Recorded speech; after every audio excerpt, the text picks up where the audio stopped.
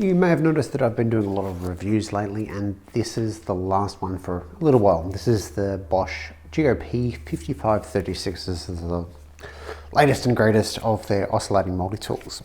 Rather than listing all the specs and doing perhaps the more formal style of review, I'm going to just sort of give it a whirl on camera and see what it can and can't do. So this one does Starlock, Starlock Plus, and the new Starlock Max. This is the only one that does the Starlock Max. So we'll get stuck into making some joinery, because I've seen in promotion videos from Fine and from Bosch doing joinery on a larger scale. So thinking like timber frame and that sort of stuff.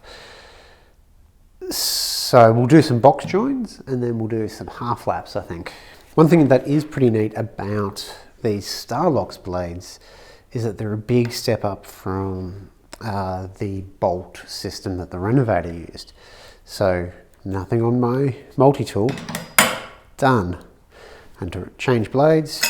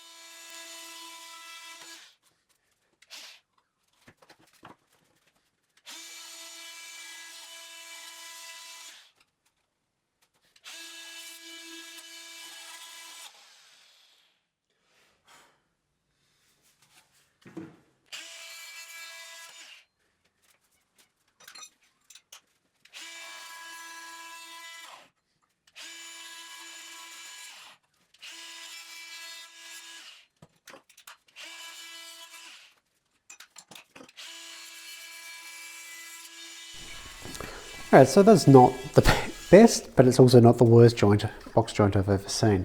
Keep in mind that this is the first time I'm really putting a multi-tool to test. I don't use these type of tools, so I'm not very skilled with them. I can see that I've got a predisposition to slope it one way rather than the other. However, that went through way quicker than I thought it would. It didn't bog down. It's like any tool, it would be something that you need to play with a little bit to get great results when you're trying to do joinery, that sort of thing. I've seen people use hand saws worse than that, so you know, it's something.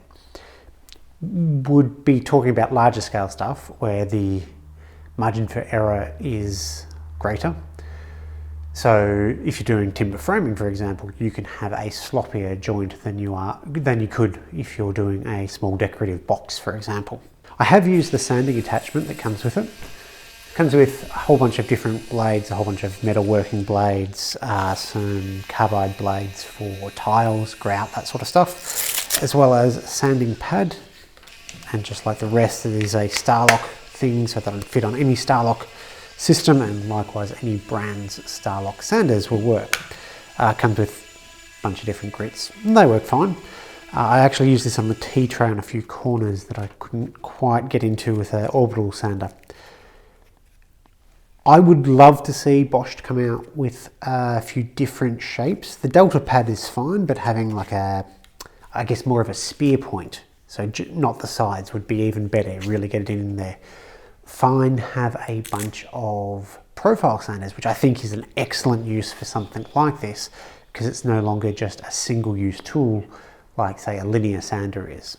So you can get it into custom molding, you know, router bit profiles, that sort of stuff, without having to hand sand, which I think is fantastic. Though for a woodworker, it may not have daily use. I can certainly see contractors doing installations loving this type of tool, and this tool in particular. I was surprised at how little vibration there is. As with most Bosch Blue Pro tools, it has the standard sort of overmolding that is quite good at vibration dampening. The gloves I had on are just because it's cold today, and this kicks up a little bit of air, so it's cold on my hands, but they're just nitrile gloves. There's no vibration dampening or anything like that. I won't say it's got nothing in it, no vibration in it, but it's not too bad. Weight-wise, I think if you're overhead, it would be fatiguing after a while, but otherwise it's really nothing to complain about. It's quite light. Tools in Action, I believe their channel is. I've forgotten your names, guys, sorry. Did a shootout between a bunch of different multi-tools. It wasn't really a review as such, it was just here are what 3 different types of multi-tools can do. And they're at opposite ends of the argument on the trigger. One of the guys liked having a pulling trigger, the other liked the switch. And I think I'm on camp switch. Having a switch means that you can grab it pretty much however without having to worry about keeping your hand on there. So for longer jobs, perhaps sanding, a switch is much easier to be less fatiguing. You can get better control, not pushing downwards, but sort of keeping that in the right position so it's nice and flat, not wearing out the tips. And of course there is the ever popular plunge into materials for like switch box cutouts, that sort of stuff.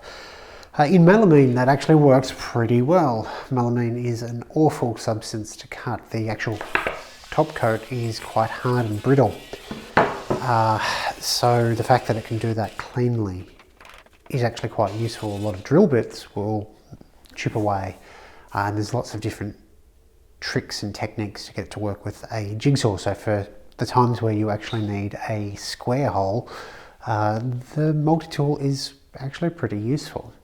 I'll leave a card and links in the description below to Dan Pattison, who has a guide. I think it's Dan Pattison, I'm sorry if I've messed up your name, on how to resharpen these type of blades to get a bit more life out of them, as well as the fight night thing that the Tools in Action guys did if you want to see what type of multi-tools might suit you. As far as I know, the tool only comes in the L-box kit, which includes the tool and L-box container to fit everything in, a whole bunch of accessories, including a whole bunch of sandpaper and the sanding pad, the delta pad that actually attaches, and a bunch of blades. So you've got a few wood cutting blades, a few multi-material blades, and the carbide burr blades for tiles, grout, that sort of stuff. Should be in stores or at the very least available to order at Bunnings, Total Tools and Blackwoods Express. Thanks for watching.